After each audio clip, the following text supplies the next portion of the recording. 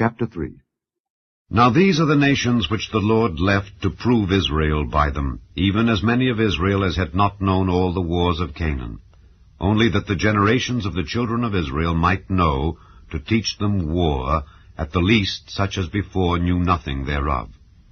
Namely, 5 lords of the Philistines, and all the Canaanites, and the Zidonians, and the Hivites that dwelt in Mount Lebanon, from Mount Baal-Hermon unto the entering in of Hamath. And they were to prove Israel by them, to know whether they would hearken unto the commandments of the Lord, which he commanded their fathers by the hand of Moses. And the children of Israel dwelt among the Canaanites, Hittites, and Amorites, and Perizzites, and Hivites, and Jebusites.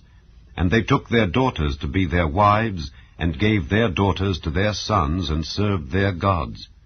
And the children of Israel did evil in the sight of the Lord, and forgat the Lord their God, and served Baalim and the groves. Therefore the anger of the Lord was hot against Israel, and he sold them into the hand of Cushan-Rishathaim, king of Mesopotamia. And the children of Israel served Cushan-Rishathaim 8 years.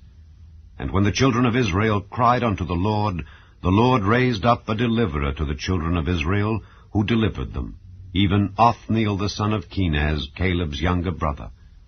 And the Spirit of the Lord came upon him, and he judged Israel, and went out to war. And the Lord delivered Cushan-Rishathaim, king of Mesopotamia, into his hand, and his hand prevailed against Cushan-Rishathaim. And the land had rest 40 years. And Othniel the son of Kenaz died. And the children of Israel did evil again in the sight of the Lord, and the Lord strengthened Eglon the king of Moab against Israel, because they had done evil in the sight of the Lord. And he gathered unto him the children of Ammon and Amalek, and went and smote Israel, and possessed the city of palm trees. So the children of Israel served Eglon the king of Moab 18 years. But when the children of Israel cried unto the Lord raised them up a deliverer, Ehud the son of Gera, a Benjamite, a man left-handed. And by him the children of Israel sent a present unto Eglon the king of Moab. But Ehud made him a dagger which had 2 edges of a cubit length, and he did gird it under his raiment upon his right thigh.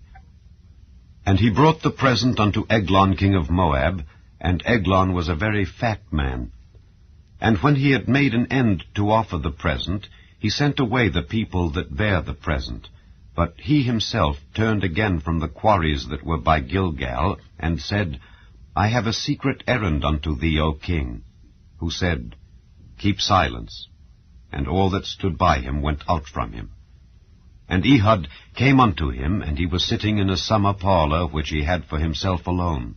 And Ehud said, I have a message from God unto thee. And he arose out of his seat. And Ehud put forth his left hand, and took the dagger from his right thigh, and thrust it into his belly. And the haft also went in after the blade, and the fat closed upon the blade, so that he could not draw the dagger out of his belly, and the dirt came out. Then Ehud went forth through the porch, and shut the doors of the parlor upon him, and locked them. When he was gone out, his servants came, and when they saw that, behold, the doors of the parlor were locked, they said, Surely he covereth his feet in his summer chamber. And they tarried till they were ashamed, and, behold, he opened not the doors of the parlor. Therefore they took a key, and opened them, and, behold, their lord was fallen down dead on the earth. And Ehud escaped while they tarried, and passed beyond the quarries, and escaped unto Seirith.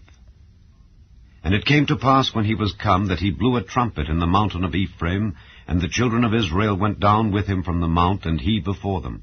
And he said unto them, Follow after me, for the Lord hath delivered your enemies the Moabites into your hand. And they went down after him, and took the fords of Jordan toward Moab, and suffered not a man to pass over. And they slew of Moab at that time about 10,000 men, all lusty, and all men of valor, and there escaped not a man. So Moab was subdued that day under the hand of Israel, and the land had rest 80 years. And after him was Shamgar the son of Anath, which slew of the Philistines 600 men with an ox goad, and he also delivered Israel.